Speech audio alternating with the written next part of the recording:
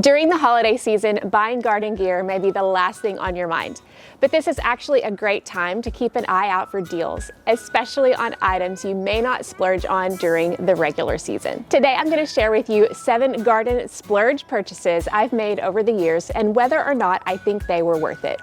Now, everything I'm sharing today, I purchased myself. I am not including some of my favorite garden products like the Greenstock Vertical Planter, Birdie's Raised Beds, and the Garden in Minutes Garden Grids because they are partners and have sent me their products to try. While I 100% recommend them and would buy them myself after using them for years, I'm not including them on this list today because I'm sharing items that I have personally splurged on. Let's get to the list. First, let's start with the least expensive splurge on my list, the Cobrahead Weeder. This is a reputable garden tool that I've heard gardeners rave about for years. I resisted purchasing it until this spring when I made the leap and I purchased it from the Epic Gardening shop. I was immediately impressed. This thing is high quality and durable, and I have to be careful because it could hurt. I do use it for weeding. I found it well suited for scraping away young weeds as well as prying out deeper seeded weeds. But I also find that I use it most often with my Greenstock planter when I aerate the soil and prepare it for planting the next round of seeds. It cuts through potting soil that may have dried out and makes this job easy. Because I turn to my Cobrahead Weeder now for so many more jobs than I thought I would, I will say that yes, for me, the Cobrahead Weeder is worth the splurge. Second are these garden hoops that I use for insect netting, floating row covers, and shade cloth. I purchased these from Gardener's Supply because I didn't like how my homemade PVC hoops looked.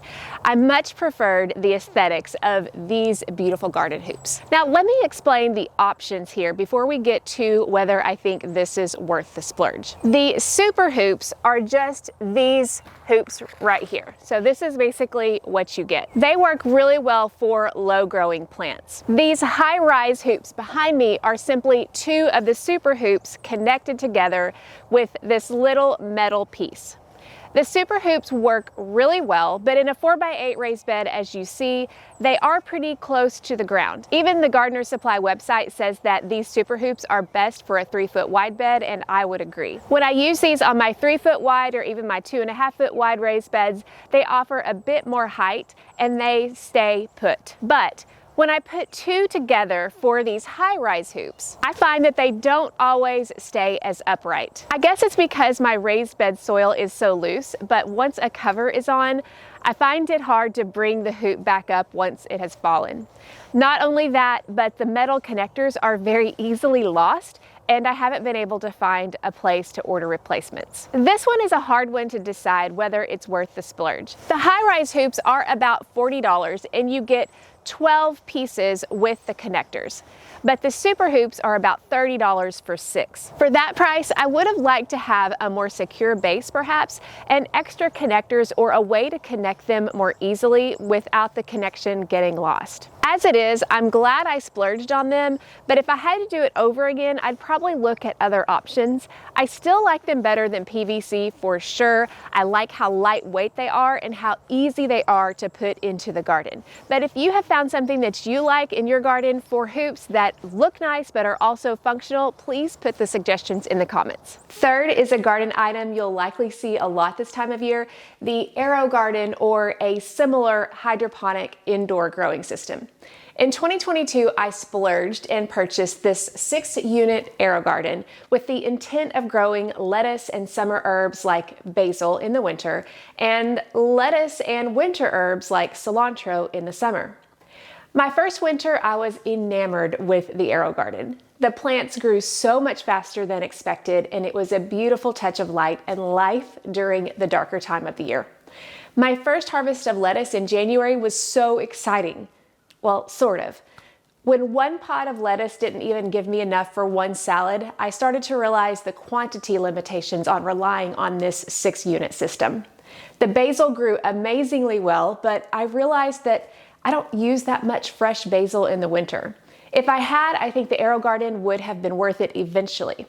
My goal of growing cilantro in the summer didn't pan out either. I guess I used old seed because I couldn't get it to sprout, so that was a bust. And since Aerogarden only offers a specific selection of herbs in its pre-made pods, and cilantro wasn't one of them, I gave up on that. I think the biggest hang-up in truly using the Aerogarden to its potential is having to purchase their empty seed pods so that you can plant your own seed, unless you just want to grow their small selection of varieties. Was it worth the splurge?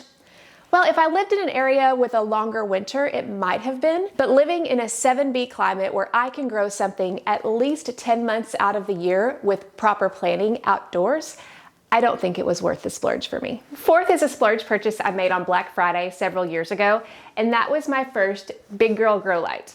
I had been using inexpensive LED lights for years with decent results, but as I continued expanding my indoor seed starting, I found myself running out of room. When a deal came on this T5 fluorescent grow light for Black Friday, I jumped on the chance. I have never looked back. My plants grew faster and stronger, so much that I've had to delay my indoor seed starting timing in subsequent years by a week or two because of how much faster the seedlings grew than the less expensive LED options. Now, there are some very high-powered LED lights, so don't let that confuse you. I'm talking about the less expensive ones that you can get on Amazon that have a smaller footprint. That's what I went with at the beginning, and it's perfect to start out with. We'll definitely link that in the description if you're interested in some starter grow lights. But since this splurge and since being able to see the difference in the growth of my plants, I've actually purchased two smaller ones just like this, just half the length, they're 2 feet wide, to be able to expand my indoor growing space even more. So yes, this purchase was 100% worth the splurge. And considering that I don't buy transplants anymore with the exception of a few herbs now and then, I am growing all of my plants from seed, and eventually that definitely pays for a grow light and more. So yes, this purchase was 100% worth the splurge. Fifth was a purchase that I made last year that I honestly didn't know if it would end up being worth it. This is a garden seeder. A garden seeder allows you to roll the seeder across your in-ground bed where it deposits seeds at the correct plant spacing automatically. I had been watching larger in-ground gardeners use it, and with a history of back problems, I thought it might be the solution to having to bend over and plant rows and rows of seeds. It turns out I couldn't have purchased at a better time, since last spring I suffered from a herniated disc in my back and bending and stooping was impossible. I couldn't believe how fast I could plant a row of beans or corn. The only drawback to this garden seeder was that I had to create the furrow with a hoe. My garden soil was not light enough for my seeder to do it. Overall though, for me, this was worth the splurge because I do have in-ground space and I'm trying to care for my back more gently than most people have to. I had hoped to use it on some of my longer raised beds as well, but I didn't find that to be worth the effort. So I would say that this is worth the splurge only if you have a considerable amount of in-ground garden space and you plant a lot of crops directly from seed. Otherwise, it's probably not worth the investment for the home gardener. 6 is the Works Leaf Shredder. This contraption works to shred fallen autumn leaves into a fine tilth mulch and soil amendment. I have been reading all about the benefits to using leaf mulch in my garden, but still, this was a difficult to justify splurge because it's a tool that only gets used once per year. I purchased this brand after watching several YouTube reviews and decided to go for it 3 or 4 years ago. This was another purchase I have zero regrets about. I have seen the benefits of leaf mulch in my garden, especially over time. The tilth and structure is light and healthy. Having shredded leaves on site saves money on purchasing other types of mulch like wood chips and straw. So if you have deciduous trees or have a source to get fallen leaves, I would say that the leaf shredder is 100% worth the splurge. Finally, let's look at the biggest splurge on my list, the Hoselink retractable hose reel. This is definitely a splurge. I mean, does anyone need this garden item? No, but will it make hand watering so much easier and less stressful? Absolutely. In full transparency, I had been watching other gardeners use the Hoselink, so I reached out to them and they sent me one to try. But I liked it so much, I purchased a second one for my large garden. Now I have one in my kitchen garden and one in the main garden. After having used it for a few seasons, I can tell you I am so glad I made this purchase. Not only does the retractable hose reel make it easier and more tidy to hand water, but the hose itself is strong, sturdy, and resistant to stubborn kinking and twisting. The reel mechanism itself is still just as functional now as it was when I first bought it, and it gets plenty of use throughout the season. So yes, while this item will never be a garden need, it is one of the purchases that if you have the budget for it, I am confident you will find it well worth the splurge. One bonus garden splurge I haven't mentioned yet is right here, the greenhouse.